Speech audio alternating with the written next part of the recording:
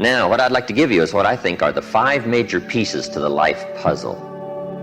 5 major pieces to the life puzzle. If we can study each of the pieces and then put it all together, the chances of it running well are just a lot better. Mr. Shope gave me a simple formula when I first met him, and let me give it to you. He said there's usually about a half dozen things makes 80% of the difference. There's about a half dozen wealth things, about a half dozen health things that can give you the 80% solution to the problem. Then Mr. Shope said, be a student of those half dozen basic things. Pretty good advice. Success is not doing extraordinary things. Success is doing ordinary things extraordinarily well. So if you just learn to do it well, key things well, learn to speak well. Poor people can talk and rich people can talk. It looks like rich people talk better. Learning to speak is called survival. Learning to speak well is called success.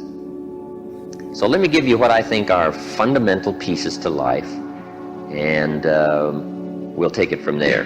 Here's the first one, philosophy. Philosophy, in very simple terms, is simply what you know. And what you know greatly affects how your life works out. We might also add, what you don't know greatly affects how your life works out. The idea you miss could be the missing number in trying to put the numbers in the lock.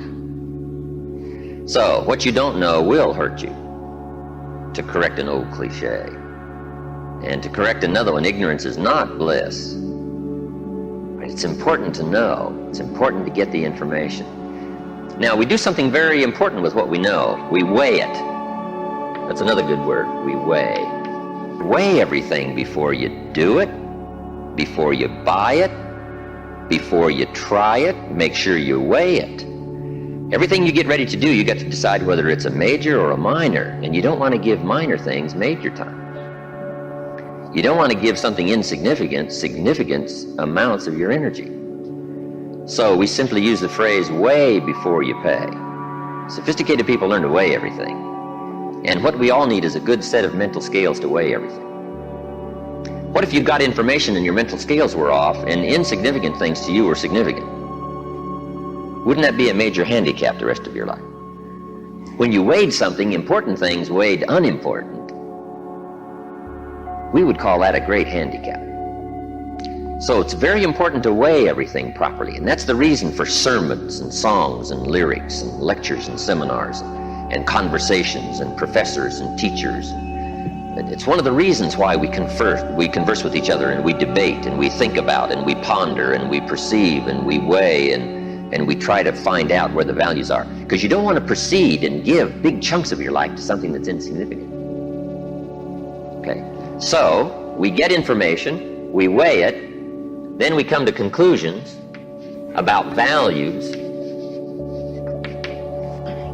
Big question in forming your life, where are the values? What is important?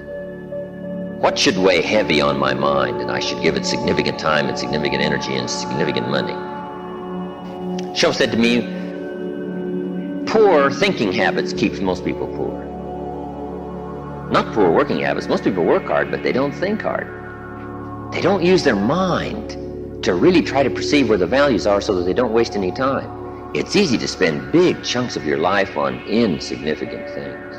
It's one of the major pieces of the life puzzle. What you think about, knowledge, how you weigh it, the conclusions you come to, the values you perceive, thinking. If you really want to help somebody change their life, you have to start changing their mind, change their philosophy, change how they think. Somebody says, well, just motivation, that'll do. And the answer is no, motivation won't do it. If a guy's an idiot and you motivate him, you got a motivated idiot. Right? Say, no, that's not what it takes. Now, it's very easy to make errors in judgment. Errors in judgment. I'm now teaching people, even after they're out of school, university, college, they should read at least 1 or 2 books a week. It's easy when you get out of school, right, and get a job to just sort of let that all slide and not keep up the learning process.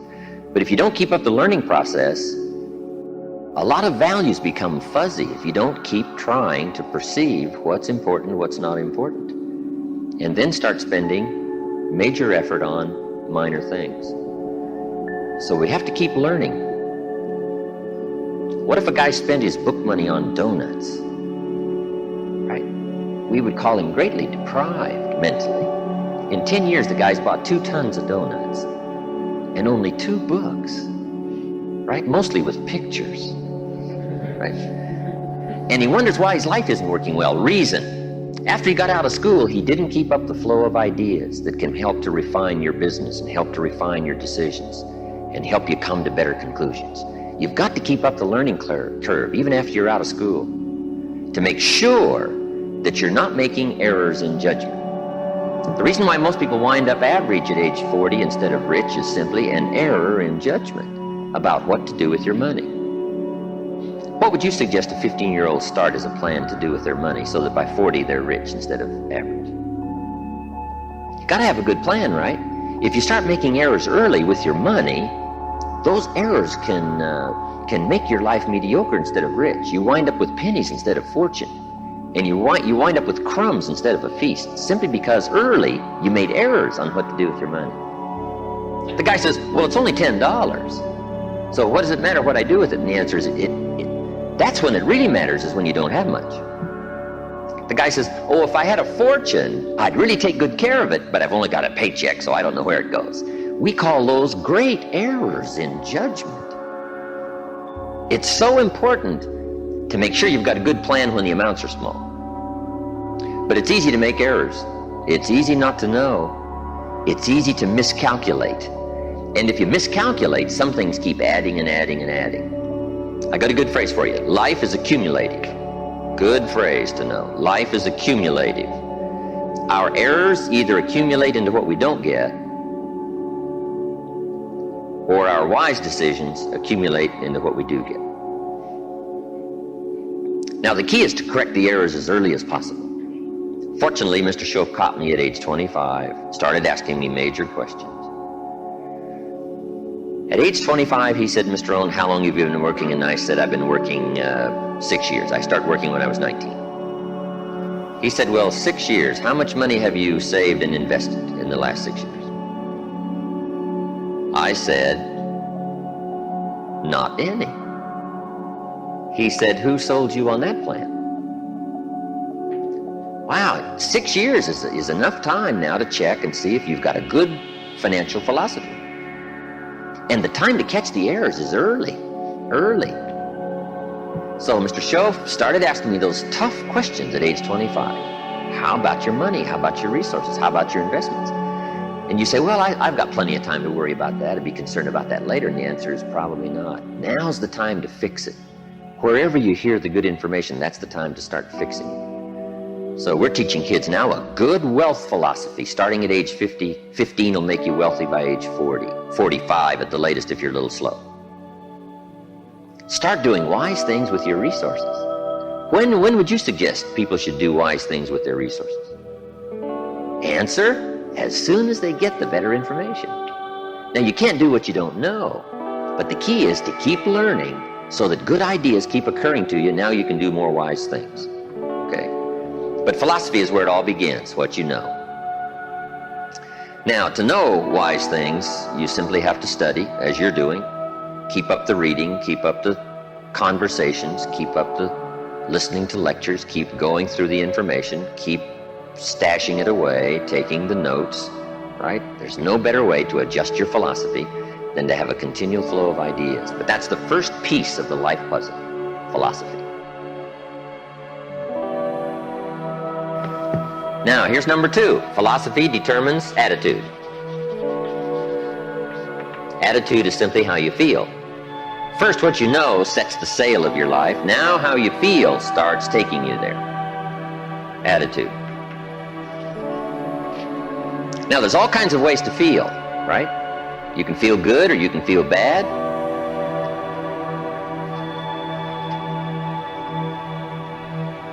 Here's one attitude. If this is all they pay, I'm not coming early and I'm not staying late on the job. That's an attitude, right? If this is all they pay, I don't come early and I don't stay late. Now, do you suppose that attitude, if you carried it through the rest of your life, do you suppose that attitude would greatly affect your life as the years unfold? The answer is overwhelmingly Of course. Here's another attitude. No matter what they pay, I always come early and I always stay late to invest in my own future. Isn't that fascinating? Attitude is by choice. You can either choose to come early or you can choose to come late. You can either choose to leave early or you can choose to stay late. Attitude's a matter of choice. Now, to make wise choice, we need educated attitudes. Emotions must go to school to learn where the values are. Okay? Good phrase. Emotions must go to school. When kids are young, right? A 3-year-old, falls on the floor and kicks his feet and screams. We say, well, that's okay when you're 3, but it isn't okay when you're 30. Right? As a little kid, right, you can retaliate and punch somebody out, but when you're 23, we say, no, you got to learn now to take that emotion and send it to school and find out where the values are. It's okay to feel strong, but you've got to learn to restrain yourself in a society if you want life to go well for you.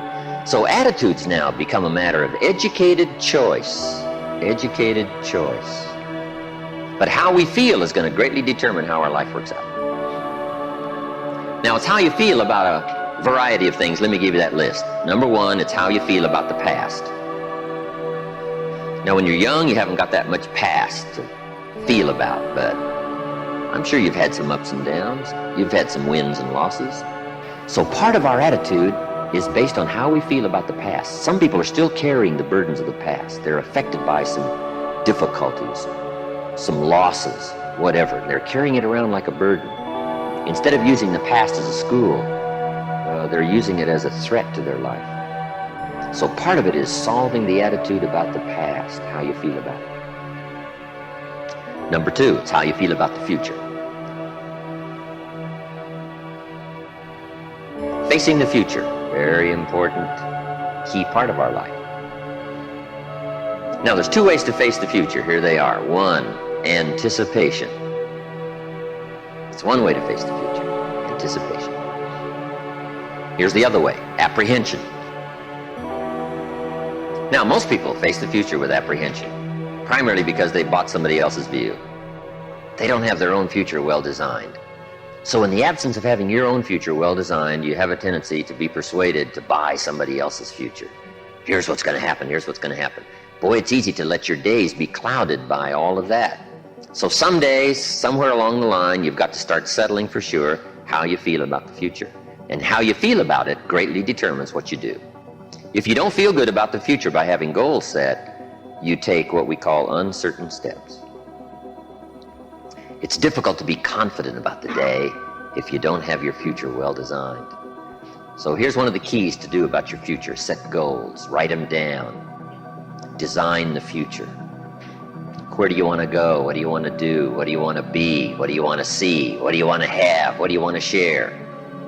Even if it all changes 12 months from now, the key is to start making a list now. The cities you want to visit, the people you'd like to meet, your health goals, your investment goals, all that stuff. Start writing it, putting it in a journal somewhere.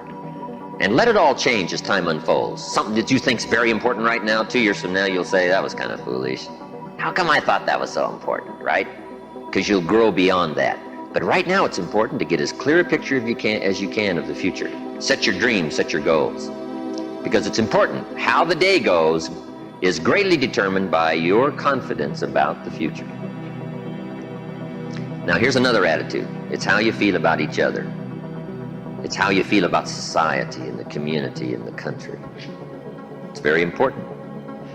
It's not that difficult to be a cynic. And cynicism greatly influences how your life works out. But it's also important to understand that if you want to do well, it takes all of us to help each of us. Good phrase. It takes all of us to help each of us do well. You can't succeed by yourself. It's hard to find a rich hermit. You can't succeed by yourself. You need a market. You need a society. We need each other's ideas. We need each other's collective ideas. Collective participation in the marketplace, society. Okay. So how we feel about each other, very important. Now here's the big one. It's how you feel about yourself. How you feel about yourself. Self-esteem, understanding your own value.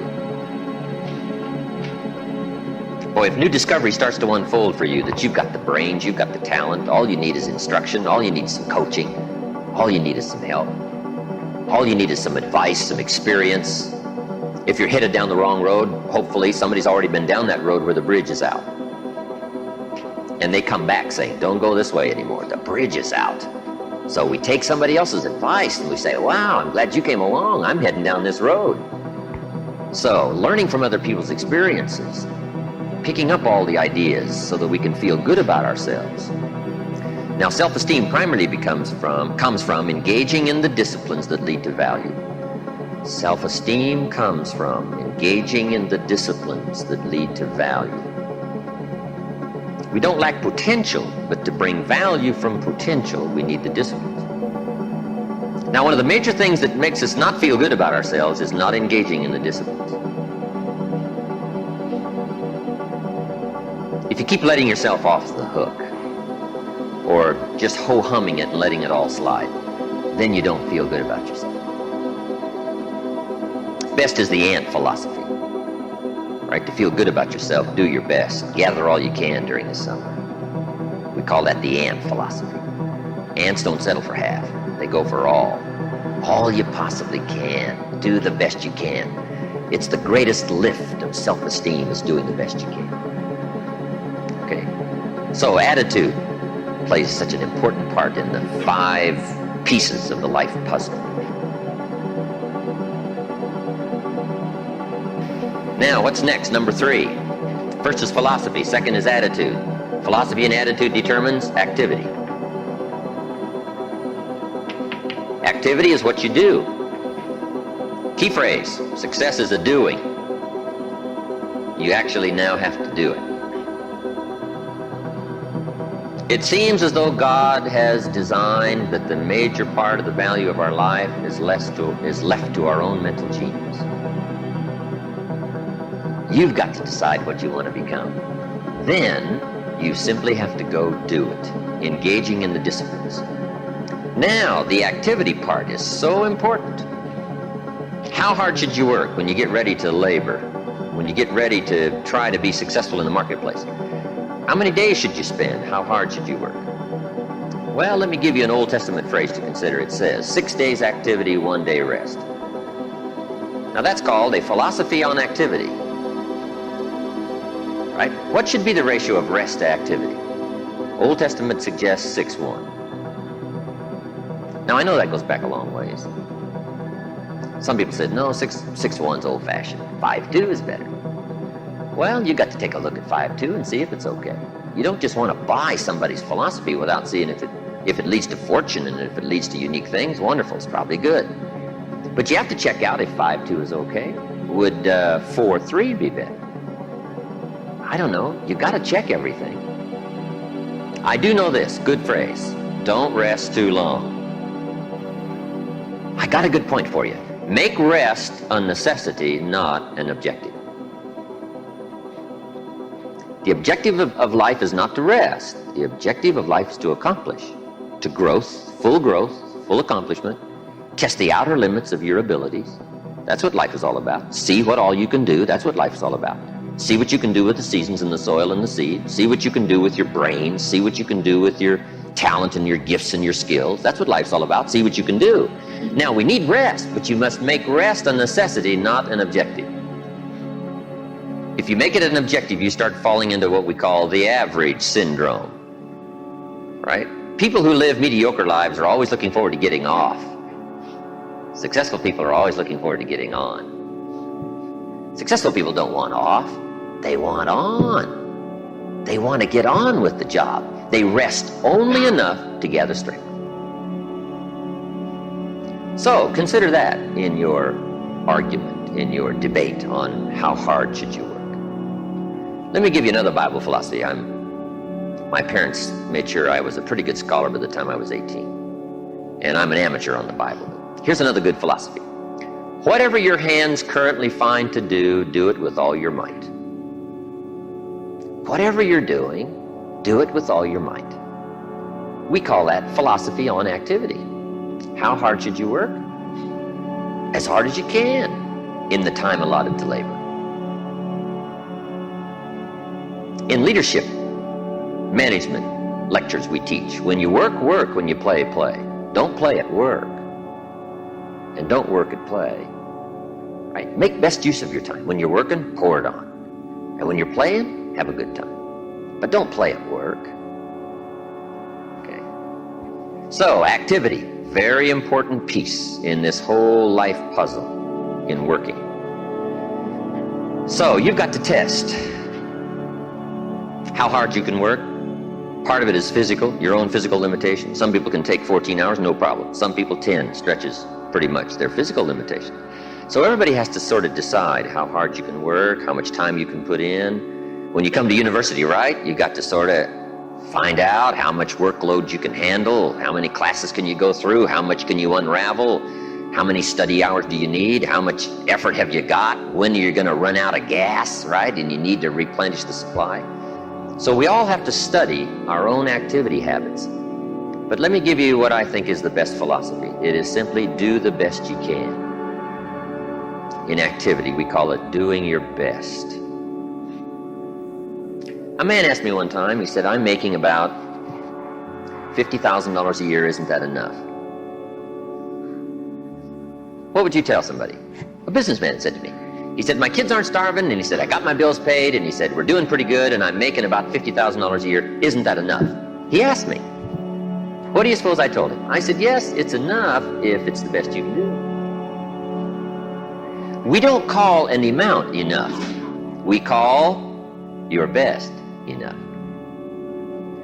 I said, if you're capable of making $500,000 a year and you make $50,000 a year, we call you loser. And we don't call you loser because of the difference between 50,000 and $500,000. We call you loser because you're not doing your best. If you do your best and you make $10,000 a year, that's enough. If you do your best and you make $1 million a year, that's enough. Enough is not the difference between 10,000 and 1,000,000. Enough is simply doing the best you can. So that's the key to the good life. When the day is finished, if you say, did I do my best? And if I'm not doing my best, why not? Have I got some errors in my philosophy that says, hey, half effort's okay, just slide by, ho-hum it, cross your fingers and everything will work out, hopefully. Say, no, I don't want to take those kind of chances. I don't want to drift. Okay? So activity. Just put a big question mark on activity and say, here's a major piece of life to keep checking. Make sure I'm doing my best. That's all I require, my best. A group of psychiatrists asked me to come and lecture for them in Los Angeles one time, which I thought was interesting, since I only went to 1 year of college. And then in the middle of my lecture, I had the audacity to say, ladies and gentlemen, let me tell you what I think most messes with the mind. They said, what do you think most messes with the mind? I said, I think what most messes with the mind is simply doing less than you can. It sets up all kinds of psychic problems, doing less than you can. Guess when you really feel good about yourself? When you've done the best you can. You don't even have to win the full prize if you do the best you can. We call that the ultimate winning, doing the best you can. Wow, there's nothing like the soaring self-confidence that comes from putting out what we call full effort. In whatever you do, it's called full effort. Philosophy, activity, attitude leads to number 4, results. And that's what life is all about. Putting the first 3 together. Good philosophy, attitude, high activity to get the ultimate called results. I got a good phrase for you. Results is the name of the game. Now the challenge of life is a very simple phrase. Let me give it to you. I think you'll find it interesting to at least ponder. The challenge of life is to make measurable progress in reasonable time. Measurable progress in reasonable time. First, we don't want to be unreasonable with time. If you and I agree to do something, 5 minutes later I'm asking you, how are you doing? You say, I haven't left the building yet. You can't ask in 5 minutes. 5 minutes is too soon. That's unreasonable. Now, if I don't ask you for 5 years, We call that too late. You can't wait 5 years and you can't go 5 minutes, right? We all have to learn what is reasonable time to expect somebody to make progress, to grow, to change, to develop. So all of us have to learn, especially if you're going to become leaders, entrepreneurs, if you're going to have management responsibilities and work with people, you got to understand what is reasonable time. We don't want to be unreasonable with time. But here's what else we expect: measurable progress in reasonable time. How many years should the child spend in 4th grade? Approximately. About 1. You say, well, if they're nice kids, would you give them 3 or 4? You say, no, you can't spend 4 years in 4th grade. It's unacceptable. We put on the family pressure. We put on peer pressure, right? We put on all kinds of pressure. You can't spend 4 years in 4th grade. Now, wouldn't that be interesting if we applied the same kind of social pressure all of our lives? What would be acceptable to society for wise investments to have been made by age 30 so that you can really properly take care of yourself and your family? Somehow we've missed those standards, right? Shouldn't it be popular to be wealthy by age 40? And shouldn't we look at somebody who by age 45 is not at least financially independent, saying, where have you been? Tibet? Or Bangladesh you probably have spent. You mean you've been here all this time? Right? Shouldn't we make it a bit unacceptable not to be well off in what we call reasonable time? But what if a guy spent his potential fortune on non-essentials from age 15 to age 45? Shouldn't we call that unacceptable? Shouldn't teenagers ask their parents, how come we're not rich? We live in a rich country. This is America. Aren't those good questions? How about the wisdom of a good plan versus a poor plan? What if a man was a farmer and he ate his seed corn? Instead of planting it, he ate it. Wouldn't we make arrangements to go get his children? And say, the kids aren't safe. The man's insane. He eats his seed corn. He doesn't plant it. Wow. I just offer that as kind of an interesting question. If we make such pressure demands for 4th grade, why shouldn't we make those same pressure demands for the rest of life? Interesting question, right? Good debatable question. Now, part of it is society eases back on us as far as ongoing demand of results. But here's what I'd ask you to do. Make the demands on yourself. I'm asking you not to let yourself off the hook. Society will let you get by with far less than you want to be. When you get out of university, how many books will the community demand that you read every month? Approximately. About none. So if you're going to do the extra reading, guess what? You've got to develop that philosophy and put that pressure on yourself. But what I'm asking you to do is take a good look at results. Now, another reason why we look at results at age 25, results at age 30 on a wide variety of things: health and wealth and culture and sophistication and lifestyle and uniqueness.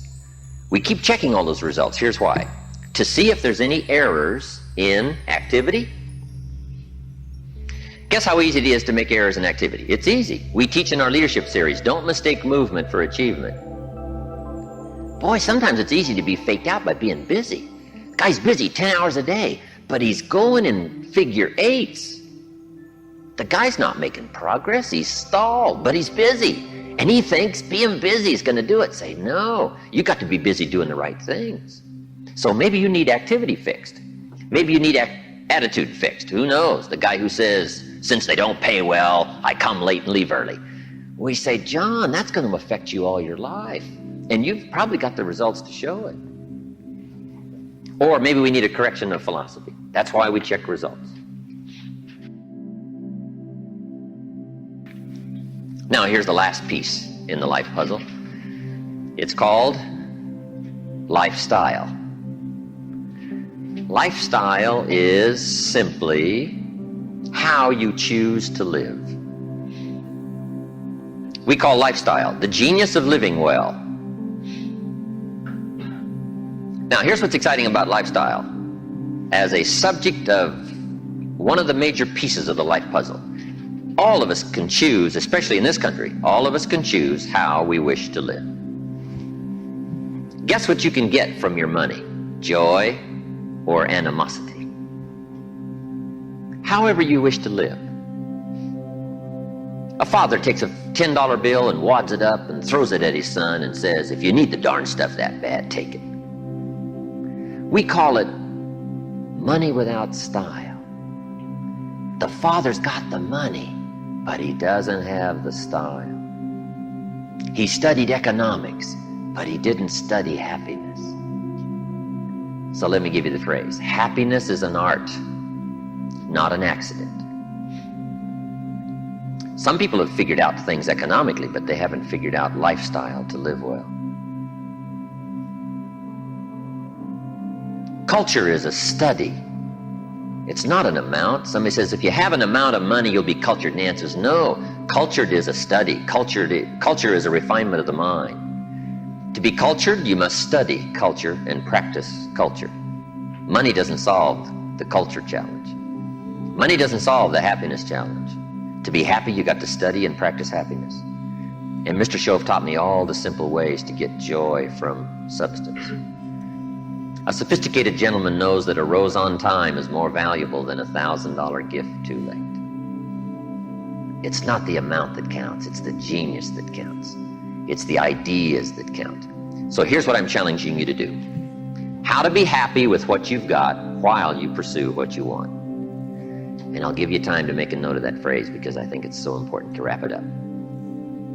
How to be happy with what you've got while you pursue what you want. So I would challenge you in the last piece of the life puzzle, find ways to live uniquely. Now, if you look at your life on all these 5 pieces, this is why I'm asking you to just go back through and review these notes. How am I doing on philosophy? Are there some things I don't know? Am I making some errors in judgment that's going to bring me to no good end, right? 3 years from now, 5 years from now. Key phrase, 10 years from now, you will arrive. The question is, where? Good question, where? And the follow-up is, now's the time to fix the next 10 years. Now's the time to fix the next 10 years. And hopefully, with the discussion of these 5 subjects, we've given you some viewpoints, at least from my experience. And hopefully I've done a little coaching here today, and you can take these subjects and debate them and talk about them and think about them, and they'll help you with life in the future.